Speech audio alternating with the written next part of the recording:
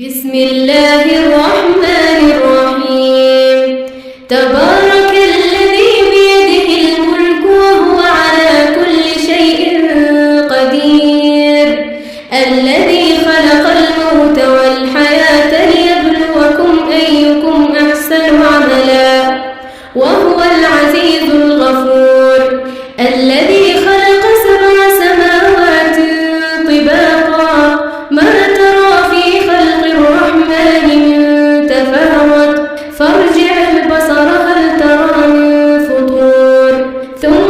ارجع البصر كرتين ينقلب إليك البصر خاسئا وهو حسير، ولقد زينا السماء الدنيا بمصابيح وجعلناها رجوما للشياطين وأعتدنا لهم عذاب السعير، وللذين كفروا بربهم عذاب جهنم وبئس المصير. إذا